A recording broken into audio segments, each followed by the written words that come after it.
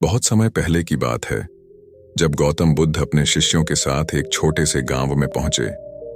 गांव के लोग बुद्ध की शिक्षाओं के बारे में बहुत कुछ सुन चुके थे और वे उनकी ज्ञानवर्धक बातों को सुनने के लिए उत्साहित थे। गांव में एक व्यक्ति था जिसका नाम था देवदत्त। वह बुद्ध के बारे में बहुत आलोचना करता था और उनकी शिक्षाओं को व्यर्थ मानता था।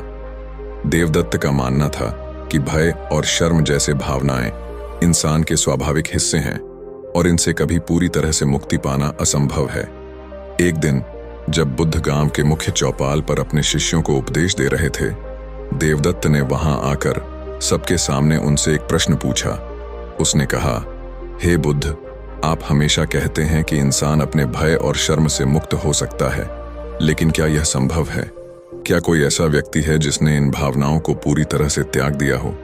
बुद्ध ने मुस्कुराते हुए देवदत्त को देखा और उत्तर दिया, देवदत्त, मैं तुम्हारे प्रश्न का उत्तर दूंगा, लेकिन पहले एक कहानी सुनो।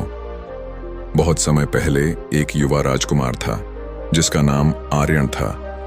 वह अपने राज्य का सबसे बहादुर और शक्तिशाली योद्धा माना जाता था, लेकिन उसकी एक कमजोरी थी। वह डर और शर्म से ग्रसित था। जब भी कोई महत्वपूर्ण निर्णय लेना होता, उसके भीतर संदेह और डर उत्पन्न हो जाते। दूसरों के सामने अपने विचार प्रकट करने में वह झिझकता था। एक दिन आर्यन को अपने राज्य के एक प्रमुख गांव में विद्रोह को शांत करने के लिए भेजा गया। हालांकि वह शारीरिक रूप से सक्षम था, लेकिन भीतर से वह डरा हुआ था कि कहीं वह असफल न हो जाए। इस डर और शर्म के कारण वह हमेशा दूसरों पर निर्भर रहता और अपने निर्णय को टालता। अपने डर से त्रस्त होकर आर्यन ने निर्णय लिया कि वह समाधान के लिए किसी महापुरुष से मार्गदर्शन लेगा। उसी समय गौतम बुद्ध उस क्षेत्र में उपदेश देने आए थे। आर्यन ने बुद्ध के पास जाकर अपनी समस्याओं का वर्णन किया। बुद्ध ने उसकी बातें ध्यान से सुनी और बोले, डर और शर्म हमारे भीतर की असुरक्षा और गलत धारणाओं का परिणाम है। इसका कारण है हमारी अनजानी कल्पनाएं। आर्यन ने पूछा, तो क्या इसका कोई उपाय है? बुद्ध ने मुस्कुराते हुए कहा, हाँ, लेकिन इसके लिए तुम्हें खुद को समझना होगा। चलो, मैं तुम्हें 3 अभ्यास बताता हूं। बुद्ध ने कहा, पहला कदम है खुद को स्वीकार करना। जिस तरह एक दीपक अंधकार को दूर करता है, उसी तरह आत्म स्वीकृति तुम्हारे भीतर के डर और शर्म को दूर करेगी। जब तुम खुद को वैसे ही स्वीकार करोगे जैसे हो, तो दूसरों के विचार तुम्हारे लिए महत्वहीन हो जाएंगे। आर्यन ने इस पर अमल करना शुरू किया। जब भी वह खुद को कमजोर महसूस करता, वह खुद से कहता, मैं जैसा हूं वैसा ही ठीक हूं, मुझे खुद पर विश्वास है। धीरे धीरे उसकी झिझक कम होने लगी। बुद्ध ने समझाया, डर का दूसरा कारण है भविष्य की चिंता और भूतकाल की यादें। जब तुम वर्तमान में जीना सीख जाओगे, तो डर तुम्हारे पास फटक भी नहीं पाएगा। आर्यन ने इसका अभ्यास करना शुरू किया। उसने ध्यान लगाना शुरू किया और हर पल को पूरी तरह जीने की कोशिश की। धीरे धीरे उसने महसूस किया कि उसका डर कम हो रहा है। अब वह उन चीजों पर ध्यान केंद्रित करता जो उसके नियंत्रण में थीं। बुद्ध ने कहा, शर्म और डर से मुक्त होने का सबसे प्रभावी तरीका है करुणा और दया का अभ्यास। जब तुम दूसरों के प्रति दया का भाव रखोगे, तो तुम्हारी अपनी कमजोरियां तुम्हारे लिए गौण हो जाएंगी। तुम्हारी शर्म दूसरों की मदद करने की भावना में बदल जाएगी।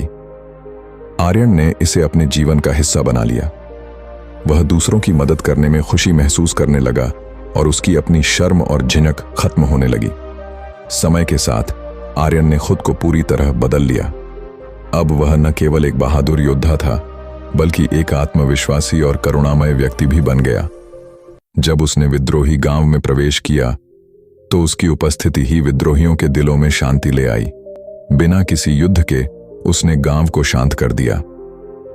देवदत्त यह कहानी सुनकर गहरे विचार में पड़ गया।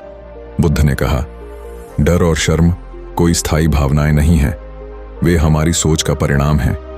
जब हम अपने मन को सकारात्मक दिशा में प्रशिक्षित करते हैं, तो ये भावनाएं स्वयं ही समाप्त हो जाती हैं। देवदत्त ने सिर झुका लिया और कहा, आप सही कहते हैं हे बुद्ध, मैं अब समझ गया हूं कि डर और शर्म से मुक्ति संभव है।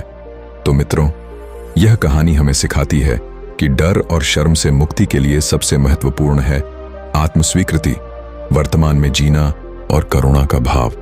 जब आप इन गुणों को अपने जीवन में अपनाएंगे तो कोई भी डर आपको रोक नहीं पाएगा। आशा है कि आपको यह कहानी प्रेरित करेगी और आप अपने जीवन में इन शिक्षाओं को अपनाकर डर और शर्म से मुक्त होकर आत्मविश्वास से आगे बढ़ेंगे। अगर आपको यह कहानी पसंद आई हो तो वीडियो को लाइक करें, शेयर करें और हमारे चैनल को सब्सक्राइब करना न भूलें। धन्यवाद।